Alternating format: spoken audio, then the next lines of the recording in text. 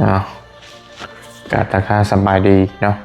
สบายดีพ่อแม่พี่น้องสบายดีกันตอนดึกๆเด้อพี่น้องน้องบัสกุทุกคนมื้อนี้ก็มาพ่อกับบอลี่พี่น้องช่วงดึกๆดื่นๆบอลี่ก็นั่งอยู่เฮือนอยู่ซ่านนี่แหละเนาะมื้อนี้ก็บอลี่พี่น้องก็หากกลับมาแต่เวียกบางก็เดึกเติบมื้อนี้มาฮอดเฮือนก็ยังบ่ทันได้นอนอยู่ปานนี้ก็ได้พี่น้องกลับมาแต่เฮือนนอกสายฟ้าแหละพอมื้อนี้ก็บอลี่ไปค่ำแน่ก็เลยเป็นนั่งลมกันอยู่พุ่นก็เดึกเติบเนาะเพื่อจะได้กลับมาก็ได้พี่น้องมื้อนี้ก็บอลี่มีอยู่ประมาณบอลี่มาอัดคลิปเนาะมีอยู่ประมาณเรื่องหรือ2เรื่องหลักๆที่จะมาเว้าที่จะมาพูดมาคุยกันพี่น้องในคลิปนี้เนาะพี่น้องก็เป็นเรื่อง น้องบุญทวีเฮานี่แหละ1เลยเรื่องน้องบุญทวีแล้วก็2มาเรื่องพอสร้างเนาะพี่น้องเนาะสิเว้ากัน2เรื่องหลักๆประมาณนี้พี่น้องเริ่มก่อนก็แล้วกันเนาะเริ่มเรื่องน้องบุญทวีก่อนก็แล้วกันเพราะว่าพ่อแม่พี่น้องกำลังให้ความสนใจกันหลายให้เนาะชื่อว่าเรื่องน้องบุญทวีก่อนแล้วก็สิมาตบท้ายเรื่องพอสร้างน้ำหลังเนาะพี่น้องเนาะบรีก็สิว่าเรื่องน้องเพิ่นพี่น้องคือเมื่อคืนก่อนฮะบรีก็ได้แนะนำตักเตือนทางน้องบุญทวีเพิ่นแนะนำตักเตือนไปรอบ2เนาะรอบ2บอดี้เตือนไป2รอบแล้วรอบแรกเตือนไปรอบนึงเทื่อนึงแล้วรอบที่2เตือนอีกเนาะแต่ว่าในลักษณะการเตือนของบอดี้หันบอดี้จะมีวิธีการเว้าของบอดี้เองนะบ่ฮู้ผิดหรือถูกก็บอดี้สิเว้าสไตล์ของบอดี้นี่แหละสิเว้าน้ำเสียงธรรมดาสิบ่เน้นปานใดสิบ่ใส่ความรุนแรงนะบอลี่สิพยายามหัวเราะไปน้ำละเริงไปน้ำแล้วก็พยายามเว้าตักเตือนน้องเพิ่นไปน้ำเพื่อให้บรรยากาศมันผ่อนคลายว่าซั่นซะเนาะถ้าบอลี่สิเว้าให้มันสถานการณ์มันตึงเครียดก็เว้าได้เว้าแบบเป็นจริงเป็นจังนะแต่ว่าก็บ่อยากเว้าปานนั้นเนาะก็บอลี่สิเว้าสไตล์ของบอลี่นี่แหละเพราะว่าบอลี่ก็บ่อยากเว้าแฮงปานใดคันสิเว้าแฮงก็ได้เนาะบอลี่ก็เบิ่งพอเบิ่งคนอยู่หั่นแหละก็บ่อยากใช้วาจาที่มันเป็นคำหยาบคายเพราะมันก็บ่ดีกับเฮาเองเพราะมันแล้วก็เฮาแนะนำการแนะนำเฮานี่เฮาก็แนะนำในลักษณะการเว้าดีๆเอาความดีนั่นแหละสู่ความบ่ดีแนะนำตักเตือนไปเนาะถ้าเฮาสิใช้เอาไฟมาดับไฟนี่มันก็ดับบ่อยากได้ปานใดพี่น้องก็มีแต่พยายามเอาน้ำนี่แหละมาดับไฟเอาเนาะเพราะว่าถ้าเฮาสิใช้อารมณ์กับน้องเพิ่นหลายมันก็น้องด้วยความที่น้องเพิ่นเป็นวัยรุ่นในกำลังอยากฮู้อยากเห็นเนาะแต่ใช้วาจาที่มันรุนแรงไปกับอาจจะเฮ็ดให้น้องเพิ่นยันน้องเพิ่นเสียใจแต่หันก็ยังย่านเสียใจแล้วแต่ว่าสิบ่เว้าก็บ่ได้เนาะย่านน้องเพิ่นเสียใจอยู่ในใจบอลี่ก็เพราะว่าจริงๆบอลี่นี่เป็นคนที่บ่ค่อยอยากเว้าไผพ่อปานใดนะพี่น้องแต่ว่ามันมีเรื่องแบบนี้มาแล้วก็จำเป็นต้องได้เว้า เพราะว่าอีกอย่างพ่อแม่เขาเจ้าก็บ่อยู่หั่นนะก็ต้องได้เว้าแทนเนาะเว้าซ้ำใดซ้ำหนึงซ้ำเฮาเว้าได้หั่นแหละนะจริงๆสิเว้าเป็นลายบางที่บอลี่หั่นหลังไม้บอลี่ก็เว้าลายก็หันหรือว่าบางที่บอลี่เว้าไปแล้วก็บอลี่แยกออกไปตัดออกไปเป็นบางส่วนก็มีเนาะบ่อยากให้มันรุนแรงไปก็แต่ว่าก็ประมาณนั้นแหละที่บอลี่แนะนำตักเตือนน้องก็บ่อยากให้อันนี้ปานใดเนาะก็แนะนำน้องเพิ่นไปคร่าวๆแต่ว่ามื้อนี้น้องเพิ่นก็อยู่เฮือนไปแนะนำตักเตือนไปแล้วก็อยู่น้องก็ให้เหตุผลว่าคือเรื่องมันเกิดมาคือพี่น้องฮู้แหละคือน้องบุญทวีหันช่วงนี้เพิ่นบ่ค่อยอยู่เฮือนเนาะแล้ววันนี้เพิ่นก็มีไปบอดี้ตักเตือนไปรอบนึงช่วงนั้นก็อยู่แต่พอเผลอไปมื้อ2มื้อแป๊บ หายไปแบบเลยเนาะหายตัวไปแป๊บๆบัดนี้แหละก็มีน้องเพิ่นหายตัวไปแล้วก็มีพ่อแม่พี่น้องเว้าไปต่างๆนานาจังซั่นจังซี่บอลลี่ก็รับฟังเบิดนั่นแหละเนาะจริงๆหั่นบอลลี่สิเว้าแบบนี้ซะตั้งแต่ต้นน่ะคือต้นเหตุที่น้องเพิ่นไปมาไว้นี่หั่นน่ะติดหมู่บ่ได้มีหยังหลายดอกติดหมู่ไปน้ำหมู่พี่น้องเอ้ยไปน้ำหมู่คบหมู่ช่วงบอลลี่ไปพ่อแรกๆช่วงหนึงหั่นยังบ่ทันได้คบหมู่แต่ช่วงนี้หั่นติดหมู่พ่อหมู่พ่อพวกแล้วก็เลยเป็นเหตุให้อาจจะลืมโตวน้อยนึงเนาะแล้วก็เลยติดหมู่ไปพี่น้องเอ้ยก็ก่อนมันสิก่อนบอลลี่สิได้สร้างเฮือนให้รอบที่2นี่ก็คือสาเหตุที่น้องเพิ่นไปนี่แหละป้าน้องไปนี่แหละน้องบุญทวีเนี่ยป้าน้องสายฟ้านะอยู่คนเดียวแล้วก็เลยพ่อแม่พี่น้องเห็นบอลลี่ไปถ่ายแล้วก็เห็นแต่น้องสายฟ้าอยู่คนเดียวแล้วก็พี่น้องก็เกิดความสงสารแล้วก็เมตตาแล้วก็เลยได้ฝากเงินผู้เล็กผู้น้อยมากก็เลยบอลลี่ก็ได้เงินมาก้อนนึงก็เลยเก็บกำได้มุงหลังคาให้น้องแล้วก็เลยก่อเฮือนก่อซ่านเท่าคู่มือนี่แหละอันน่ะน้องเพิ่นไปเนาะแรกๆเพิ่นก็ไปแล้วบอลลี่ก็พยายามสิบ่อยากเว้าน่ะบ่อยากเว้าพยายามปิดพยายามบ่อยากเว้าเรื่องที่มันบ่ดีน้องหั่นแหละเพราะว่าหลักการนี่ก็เพราะว่าผู้เจ้าเพิ่นก็บ่ให้เฮาเว้าเรื่องความบ่ดีของคนอื่นเนาะก็บอลลี่ก็พยายามสิบ่เว้าคิดว่าก็แนะนำน้องอยู่อบรมตักเตือนน้องในหลังคลิปในหลังไมค์ก็เว้าอยู่เว้าแต่บัดนี้ล่ะมันก็เฮาก็เบิ่งบอลลี่ไปถ่ายยามใดไปถ่ายคลิปใดก็มีแต่น้องสายฟ้าอยู่คนเดียวแล้วพี่น้องก็เลยเกิดการถามว่าสรุปบุญทวีนี่ไปยังคือบ่เห็นมาอยู่ทางอ้ายๆเพิ่นไปสร้างเฮือนสร้างศาลให้แล้วคือบ่อยู่เฮือนหั่นน่ะบัดนี้แล้วก็บอลลี่ก็พี่น้องเพิ่นคอมเมนต์กันมาหลายบอลลี่ก็พยายามสิบ่อยากเว้าปานใดหั่นน่ะนะก็บ่อยากเว้าเพราะว่ามันเป็นเรื่องที่เรื่องนี้มันก็เป็นเรื่องอกุศลนั่นแหละบอลลี่ก็เลยบ่อยากเว้าปานใดก็เลยจะเป็นพี่น้องก็ตำหนิติเตียนเข้ามาว่าจังซั่นจังซี่นะมันบอลลี่ก็ขี้คร้านปวดหัวนํก็เบิ่งห่างๆอยู่เบิ่งเชิงห่างๆคิดว่าน้องเพิ่นสิบ่ไปดนหั่นน่ะคิดว่าไปแป๊บๆแล้วก็คือสิมาแต่บัดนี้แหละแนวใดก็ไปแนวใดก็ยังไปมื้อใดมื้อนี้ก็ยังไปอยู่เลยพี่น้องก็ส่งเข้ามาหาบอลลี่หลายว่าบอลลี่อบรมตักเตือนน้องนี่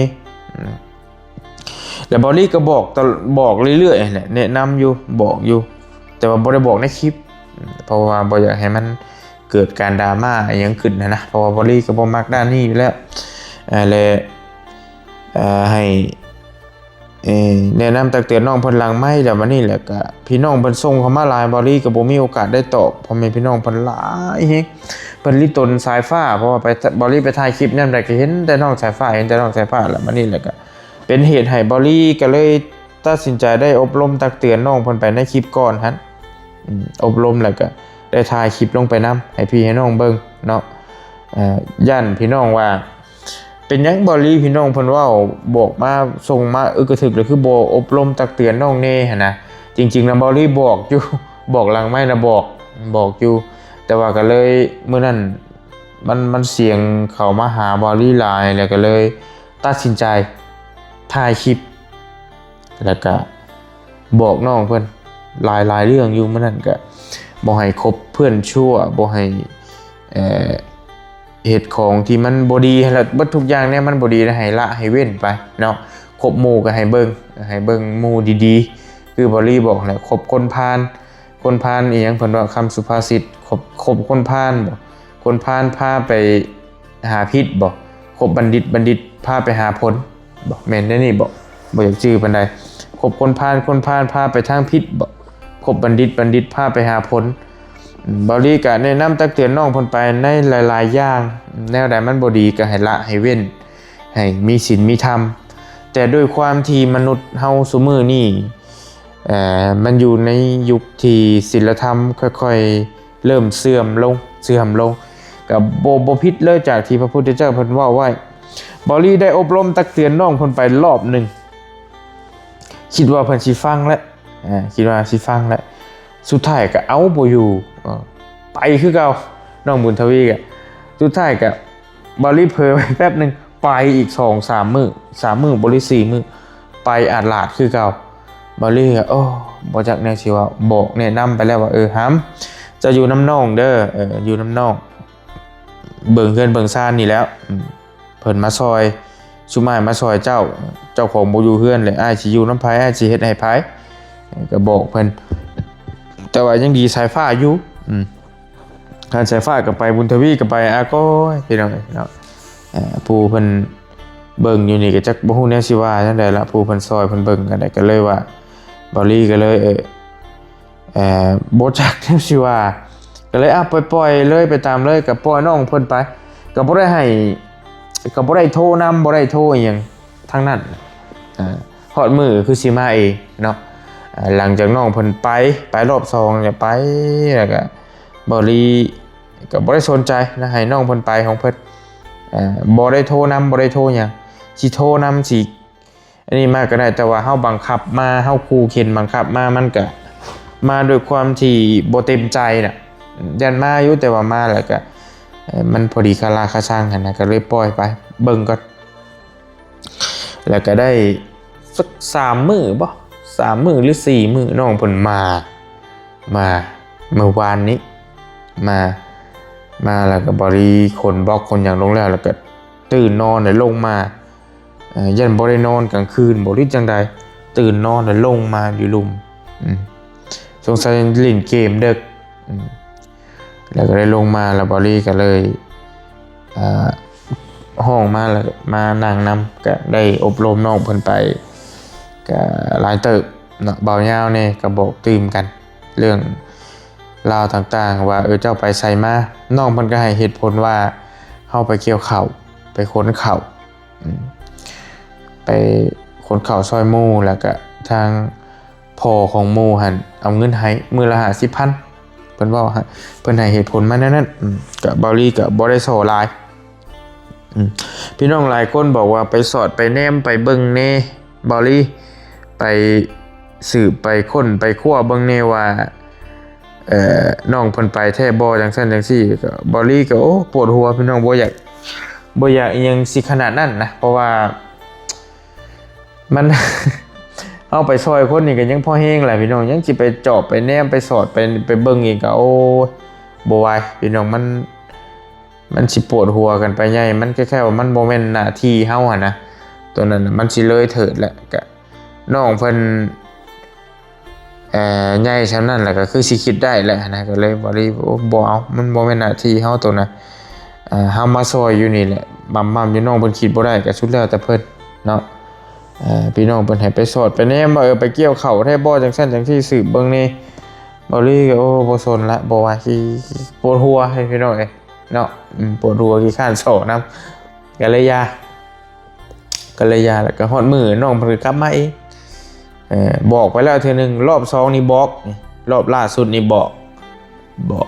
ก็แนะนำตักเตือนไว้ไปซ้ำบอกได้หั่นแหละเฮาเว้าแฮงบ่ได้เว้าแฮงบ่ได้พี่น้องเว้าแฮงแล้วมันสิเสียน้ำจิตน้ำใจน้องเพิ่นแม่นอยู่ว่าเฮาเป็นผู้ซอยก็เป็นสะพานบุญให้ก็บ่อยากเว้าอีหยังที่มันรุนแรงขนาดนั้นนะบอกซ้ำบอกได้ค่อยๆเอาน้ำดับไฟไปพี่น้องเนาะก็ฟังเบิ่งน้องเพิ่นนี่ก็บอลี่บอกไปรอบ2แล้วถามย้ำหลายเทื่อแล้วมื้อนี้ก็ว่าน้องสิไปอีกบ่หรือว่าแนวใดเพิ่นก็บอกว่าบ่ไปแล้วถ้าบ่ไปแล้วก็ฟังเบิ่งอบรมไปมื้อก่อนฮะก็ลังแนะนำนะแนะนำตักเตือนน้องเพิ่นไปมื้อก่อนฮะก็ยังบ่ได้ไปไสมื้อนี้ก็ยังอยู่เฮือนอยู่แ แต่ว่าถึงน้องเพิ่นหรือว่าประมาณ 2-3 มื้อฟังเบิ่งอาจจะไปอีกบ่หรือว่าบ่ไปเลยก็ฟังเบิ่งตอนนี้ก็แต่ว่าก็ยังบ่อยากคิดไปอนาคตนะบ่ดีก็เบิ่งก่อนพี่น้องหลายคนบอกว่าจังซั่นจังซี่มันก็เฮาก็ยังบ่อยากวาดอนาคตเขาเจ้าเพราะว่าเขาเจ้าเองก็กำลังเป็นวัยรุ่นที่กำลังอยากฮู้อยากเห็นนะคำว่าใหญ่แล้วน่ะบ่ดีสิบ่สนคันใหญ่เลยพอละคันใหญ่เป็นพ่อคนแม่คนอายุ20-30ไปเลยบ่อยากสนละอันนี้ยังถือว่าน้องเพิ่นกำลัง12-13 ปีน้องบุญทวีนี่อาจจะฮู้ความแน่บ่ฮู้ความแน่ก็เลยเฮาลองเบิ่งลองตักเตือนอบรมเบิ่งว่าสิได้ผลบ่หรือจังใดอาจจะน้องเพิ่นอาจจะฟังแหละตอนเฮาบอกอาจจะฟังแต่ว่าอาจจะใส่ใจบ่ด้วยนี่เฮาบ่จักนำเนาะตัวนี้ก็เว้าบ่ได้เพราะว่าพอเฮาเองก็บ่แม่นพ่อเป็นแม่เขาเจ้านะเว้าตรงๆซะเป็นแค่เป็นแนะนำเป็นสะพานบุญให้แต่ว่าน้องเพิ่นก็เคารพว่าจะดีนะบ่ได้มีกิริยาท่าทางว่าอยากให้หรือใส่อารมณ์อุดวิดใช้บอลี่อย่างแต่อย่างใดบ่มีกิริยาแบบนั้นมีแต่น้องบุญทวีนี่เพิ่นสิช่วยโอกาสลอยไปตอนบอลี่บ่อยู่ลอยไปตอนบอลี่บ่ทันไปฮะเพราะว่าถ้าบอลี่ไปแล้วหันเพิ่นก็บ่อยากกล้าไปถ้าบอลี่อยู่นะเพิ่นบ่กล้าไปมีมื้อนึงเพิ่นก็มื้อนั้นเพิ่นพาหมู่มาแล้วเพิ่นว่าเฮาอยากไปส่งหมู่เฮาแล้วอยากไปเอาเครื่องเพิ่นก็บอกอยู่บอกแล้วก็บอลี่ก็ตอนแรกว่าสิห้ามแล้วก็เลยห้ามแล้วก็มันเหมือนกันเป็นการฝืนใจก็เลยบอกไปซะไปเด้อน้ำบ่เป็นหยังให้เพิ่นไปก็บ่ได้ว่าหยังหลายก็ให้เพิ่นไปเอาเครื่องหน้าหมู่เพิ่นแต่ก็บ่ได้มาเลยบอกมันนั่นก็ได้นอนหน้าหมู่เลยแต่ว่าน้องเพิ่นสิไปแบบเงียบๆสิไปช่วงบอลี่บ่อยู่ไปแบบว่าไปตอนเช้าบอลี่ตอน 10 โมงตอนบอลี่ยังบ่ทันไปฮอดนะแต่ว่าช่วงบอลี่ไปฮอดนี่ก็น้องเพิ่นก็บ่ค่อยได้ไปดอกเพราะว่าอาจจะเกรงใจบอลี่บ่หรือว่าจังใดก็บ่มั่นใจแต่ว่าสิไปช่วงบอลี่บ่อยู่ก็ฟังไปพี่น้องตัวนี้ก็พี่น้องหลายคนก็รีตนสายฟ้าบอกว่าถ้าเฮือนนี่สายฟ้าบ่อยู่นี่คือสิบ่แล้วบ่ทั่วหยังจังซั่นจังซี่นะเฮือนนี่ยกให้สายฟ้าคนเดียวซะบุญทวีนี่บ่ต้องให้เฮาก็ยังบ่ทันอยากเว้าปานนั้นเนาะพี่น้องเนาะเพราะว่าเว้าหลายแล้วมันก็สิเสียใจน้องเพิ่นแต่ว่าเฮาคิดแต่ย่าน้องมันเสียใจน้องมันแฮงสิเสียผู้เสียคนนะพี่น้องก็เว้ามาแนวนี้ก็ถูกอยู่ตัวนี้ก็บ่ลีก็บ่เถียงเพราะว่าเฮาเกรงใจน้องมันหลายบ่เว้าหยังเลยผัดแฮงสิน้องมันแฮงสิเลยเถิดนะแฮงสิบ่ลมปมเปยไปแฮงสิเป็นคนดื้อคนมึนไปนะก็เลยอบรมแน่แต่ว่าบอกนี่ก็ฟังเบิดได้พี่น้องบอกนี่ก็ฮู้บัดโดยเว้านำเฮาเนี่ยบ่มีเลยคำหยาบคายที่ว่าสิแบบอันดื้อดึงนะบ่ต่อหน้านี่เว้านำเฮาปกติเว้าบ่ม่วนพร้อมน้องบุญทวีนี่โดยแล้วก็ยิ้มแย้มเว้าลิ้นแบบตามภาษานะมันยังเหมือนเด็กน้อยอยู่ซับลักๆเด้อพี่น้องบอลลี่สิบอกพี่น้องติดเกมน้องเพิ่นน่ะกำลังเป็นช่วงที่ติดเกมแนวอื่นก็บอลลี่คิดว่าบ่ส่งสิปานใดดอกติดเกมลิ้นเกมแล้วติดหมู่ประมาณนี้แหละเพราะว่าบอลลี่สังเกตเห็นน้องเพิ่นบ้างนี่น้องเพิ่นสิจับโทรศัพท์มาเล่นอาจจะเคลียร์ TikTok บ่เบิ่งสปอยหนังอีหยังต่างๆนะบอดี้ก็เบิ่งอยู่แต่ว่าเฮาฮู้ประมาณตนเฮาแต่ว่าน้องเพิ่นอาจจะขาดความอบอุ่นแน่บางทีถ้าได้โทรศัพท์ใหม่บอดี้ซื้อไปให้เลยอยากเล่นอยากหัวอีหยังต่างๆนะก็เลยเถิดหน่อยนึงแต่ว่ามันก็บ่งามและในสายตาพ่อแม่พี่น้องเบิ่งในสายตาไผเบิ่งมันก็บ่คักแล้วนะตอนนี้ก็แต่ว่าก็ให้โอกาสพี่น้องให้โอกาสน้องเบิ่งยังบ่ทันอยากว่าสั่นๆปานนั้นเพราะว่าคือถ้าบอลี่สิเฮ็ดแบบคือพี่น้องเว้าหั่นก็เฮาสิเว้ามันเหมือนกำปั้นทุบดินว่าเฮือนหลังนี้นี่ให้สายฟ้าอยู่เจ้าบ่ต้องมาอยู่จะสิไปทางใดก็ไปมันก็เหมือนว่าเฮาไปซอยแล้วสิเฮ็ดให้ สองไอ้น้องเขาเจ้าแตกแยกกันแหละมันก็สิบ่คักในใจของสายบุญเฮาเองนี้มันก็บ่งามอีกพี่น้องก็บ่งามอย่างยิ่งแหละก็ถ้าเฮ็ดแนวนั้นนะพี่น้องหลายคนก็ว่าเฮือนนี่ให้สายฟ้าคนเดียวบุญทวีบ่ต้องอยู่นั่นมันก็สิว่าแบบนั้นก็คือสิว่าโพดอีกนะพี่น้องมันก็อีกอย่างก็ดินดอนก็เป็นของข้าเจ้าก็เจ้าก็เป็นพี่น้องกันแล้วอีกอย่างข้าเจ้าก็บ่ได้ผิดกันนะถ้าเอาสิว่าอีกมุมหนึงก็แต่ว่าแม่และที่น้องเพิ่นบ่อยู่นำมันก็บ่สมควรอย่างยิ่งแหละส่วนมีแต่ไปนะบ่เบิ่งการเบิ่งงานนำทีมงานสายบุญเฮาแต่ว่า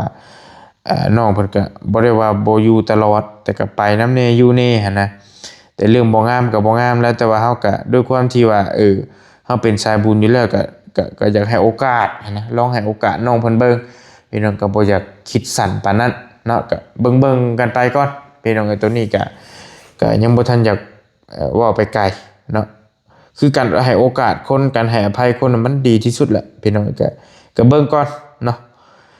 เบิ่งรุ่นไปนำกันนี่แล้วบอลี่ก็บ่มั่นใจว่าสิบอกน้องเพิ่นได้ซำใดแบบใดก็บ่จักได้สิว่านำได้บอลี่ตัวนี้ก็คิดยากนำอยู่ผู้เป็นสายบุญนี่ก็บอกยังมีฟังเบิดเนาะพี่น้องเนาะฟังเฮาเบิดทุกอย่างก็ฟังไปนำกันพี่น้องก็เรื่องน้องบุญทวีนี่ก็อยากให้พ่อแม่พี่น้องนี่ใจเย็นๆแล้วก็พิจารณาเบิ่งไปนำกันก่อนเพิ่นก็เป็นห่วงหั่นแหละก็เข้าใจอยู่บอลี่กับพ่อแม่พี่น้องเป็นห่วงเพราะว่าน้อง FC พี่น้อง FC ของน้องบุญทวีนี่กับสายฟ้านี่ค่อนข้างหลายนะในเพจในเฟซในแฟนเพจ Facebook บอลี่ก็หลายแฮงเนาะใน YouTube ก็หลายพี่น้องก็ฟังไปนำกันก่อนเนาะพี่น้องเนาะพี่น้องเพิ่นก็วางดีให้แล้วบอลี่ก็ต้องขอขอบใจหลายๆเนาะพี่น้องเนาะเบิดทุกคนที่แนะนำตักเตือนคำใดที่มันดีๆบอลี่ก็เอามาใช้ก็น้อมรับเนาะทุกคำแนะนำที่ดีๆนะบ่ว่าสิเป็นแต่เรื่องน้องบ่ว่าแต่เรื่องน้องเพิ่นนะทุกเรื่องตั้งแต่เฮาเป็นสายบุญมาเนาะแนวใดมันบ่ดีเฮาก็ปรับปรุงแก้ไขแนวใดมันดีเฮาก็น้อมรับเอามาใช้พี่น้องเนาะสำหรับการแนะนำของพ่อแม่พี่น้องที่ส่งกำลังใจมาให้ต่างๆนานาพี่น้องเนาะหลายแฮงนี่ก็คอมเมนต์400บอลี่ลงคลิปไปมื้อเช้านี้400ปลายก็หลายอย่างก็ส่วนหลายก็ตำหนิแหละตำหนิอ้ายทางน้องบุญทวีเพิ่นก็ลองเบิ่งบริก็บ่อยากสิว่าจังใดก็ลองเบิ่งหั่นแหละมันมาปานนี้แล้วก็ได้เนาะเรื่องน้องบุญทวีประมาณนี้ก็เรื่องน้องบุญทวีนี่โจ๊ะๆไว้ซ้ำนี้ก่อนก็มีหยังแหละก็จังสิว่าใหม่บริก็มีแต่ให้โอกาสน้องเพิ่นเบิ่งก่อนพี่น้องอบรมตักเตือนเบิ่งค่อยๆเว้าค่อยๆจาไปเนาะฟังเบิ่งตัวจริงนำกันพี่น้องโจ๊ะไว้ประมาณนี้ก่อนมาเรื่องพอสร้างบัดนี้พี่น้องบอกหลายคนยันว่าพี่น้องบ่เข้าใจนะสำหรับเรื่องพอสร้างเฮานี้พอสร้างยาวเฮานี้ยันพี่น้องเพราะว่าเมื่อก่อนหันมีน้องนิวเพิ่นลงคลิปไปแล้วก็ทางบ่าวยาวก็ได้ลงคลิปไปเกี่ยวกับพอสร้างว่าพอสร้างมีข่าวดีอีหยังต่างๆหั่นนะบอลลี่อยากมาชี้แจงแล้วนี่เนาะคือเอาแต่ต้นๆก่อนเอาไล่แบบสั้นๆเพราะว่าพ่อช่างนี่เล่าหันพ่อช่างนี่ว่าง่ายๆกับพ่อช่างที่ไปเฮ็ดเทือนน้องบุญทวีนี่เล่าทุกข์ยากนั่นแหละเล่าเองก็ขาดคืนคือกันเนาะบอลลี่ก็ได้รับเล่าไปเป็นช่างแล้วก็เล่าหันเอาราคาถูกช่างเล่าเอาบ่แพงกันเองสบายๆคือยกตัวอย่างของน้ำนี่ 5,000 นะบอลลี่รับรองว่าช่างอื่นนี่เฮ็ดหาแทบจะว่าหายากนะบ่แม่นบ่ดูถูกดูแค้นนะพี่น้องเพิ่นส่วนหลายที่เฮาเคยเห็นมานะก็บ่ค่อยได้แต่ว่าก็พอสร้างแล้วนี่เฮ็ดได้ถือว่าเราโอเคเลยแหละเนาะอันนี้ก็บ่ได้พาดพิงถึงสร้างคนใดแค่เปรียบเปรยว่าราคานี่น่ะมันค่อนข้างสิหายากแฮงพี่น้องที่เฮาสิเฮ็ดได้ในราคา 5,000 บาทนี่ว่าซั่นซะทั้งก่อทั้งเทพื้นทั้งโบกอย่างต่างๆมันก็ตั้งโถส้วมอย่างบัดก็ยากอยู่พอแล้วหันทุกอย่างลำบากคือกันนั่นแหละตอนนี้หันครอบครัวเรากำลังสร้างตนสร้างโตหั่นแหละเรามีเมียเราอยู่กับเมีย2คนเรามีเมียบริจะว่าได้ ว่าผิดแหละก็บ่ผิดหรอกเราอยู่กับเมีย2คนเรามีเมียคนหนึงอยู่ร่วมกันบ่มีลูกนะมีแต่ลูกกับเมียเก่าอยู่ร่วมกันปัจจุบันเนี่ยอยู่2คนกับเมียลูกบ่มีกับเมียผู้นี้น่ะบ่มีลูกกับเมียคนก่อนน่ะมีเนาะเราเลิกกันเรามาเอาเมียใหม่แล้ววันนี้เราอยู่เถียงหน้าเก่าๆหั่นแหละห่างๆแล้วเรามีเงินก้อนหนึงแล้วก็เรามาตั้งเสาเทคานไว้แต่ได้แต่ตั้งเสาเทคานซื่อๆแล้วมื้อนั้นน่ะบอลี่ไปถ่ายคลิปเราลงให้พี่ให้น้องเบิ่งแล้วก็มีพ่อแม่พี่น้องให้ความสนใจหลายเนาะแล้วก็มีผู้ใหญ่ทั้งช่องบ่าวยาว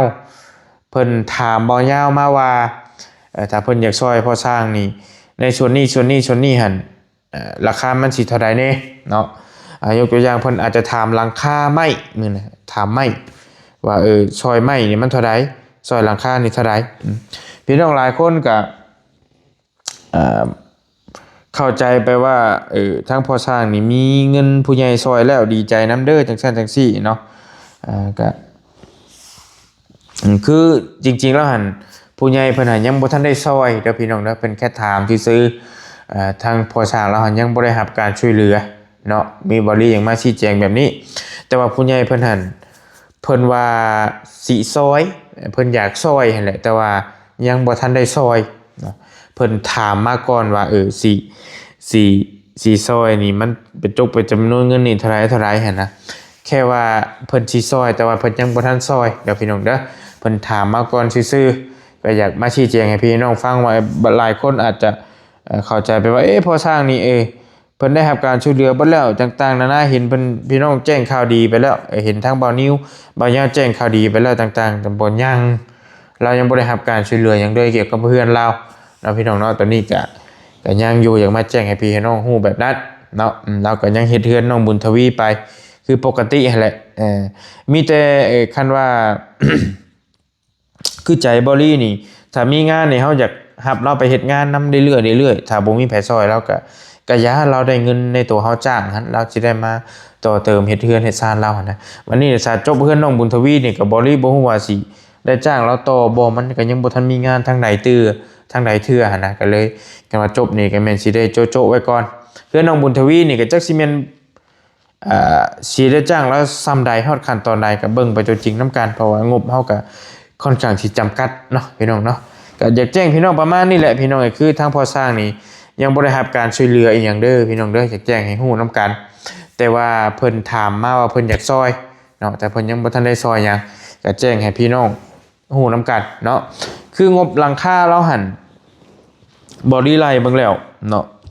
ประมาณ20ล้านกีบหรือว่าประมาณ 30,000 กว่าบาทนี่แหละประมาณนี้ประมาณ32,000 บาทหรือว่า 33,000 บาทประมาณนี้รวมทั้งไม้รวมทั้งสังกะสีเนาะและค่าสร้างนี่บ่เกี่ยวเพราะว่าเราเฮ็ดเองตัวนี้สบายมากสำหรับเคสของพอสร้างเนาะประมาณ 33,000 บาทไปหรือว่าประมาณ$1,000พอเฮือนพอสร้างนี่เฉพาะชุดหลังคาเด้พี่น้องเฉพาะชุดหลังคาซื่อๆหั่นบ่เกี่ยวกับแนวอื่นเนาะพี่น้องเนาะบอดี้ไลน์มึงหั่นประมาณคร่าวๆสลับไม้เฉพาะไม้กับสังกะสีหั่นมันก็ตีไปประมาณคร่าวๆจัก20ล้านอาจจะบ่พอก็เล็กน้อยบ่พอไม้เซล่าอหยังหลายเล็กน้อยอันนี้บอดี้ไลน์เฉพาะไม้กับสังกะสีแต่ว่าไม้คิ้วมันหั่นบ่ทันได้ไล่มันก็ประมาณนั่นแหละประมาณ33,000 34,000 35,000ประมาณนี้คร่าวๆเนาะตีไปง่ายๆก็ประมาณ$1,000ซะเนาะน่าจะได้อยู่เพราะว่าเราเองก็เราเฮ็ดเองนะแล้วก็เป็นพวกบล็อกพวกหยังเฮาก็ประมาณสัก1,000ก้อนนี่ก็เติบนึงละบ่รีว่าบล็อกให้เราสัก1,000ก้อนนี่ก็ถือว่าก่อได้แล้ว1,000ก้อนนี่มันก็ประมาณ3-4 ล้าน4ล้านประมาณเงิน4ล้านกีบก็จักพันที่ต้องเป็นเงินบาทก็ตีไป4ล้านก็ประมาณ 7,000 นี่แหละ 6,000 ปลาย 7,000 พอบอกเรานะบริเบิงแล้วก็หน้าต่างวงกบบานประตูประมาณนั่นแหละเนาะก็บ่หลายปานใดเพราะว่าเราเฮ็ดเองค่าสร้างเฮาบ่ได้กังวลนำเราเฮ็ดกับเมียเราได้เนาะมีแต่ประมาณนี้แหละพี่น้องบริก็สิขอจบคลิปแล้วก็สิพักผ่อนนอนก่อนบัดนี้มันสิเลิกปืนก็สู่เวียกสู่งานต่อก็มีแต่ มาแจ้งพี่แจ้งน้องมานั่งคุยกันพี่น้องมีความคิดความเห็นใดๆก็ส่งมาหากันเด้อพี่น้องเด้อมื้อนี้ก็มาคุยกัน2เรื่องประมาณนี่แหละเรื่องพอสร้างกับน้องบุญทวีพี่น้องมีความคิดความเห็นใดๆก็ส่งมาบอกกันเนาะอยู่ดีมีเฮงโชคมาร่ำรวยแล้วจังว่ากันพี่น้องบ๊ายบายเจอกันใหม่เด้อ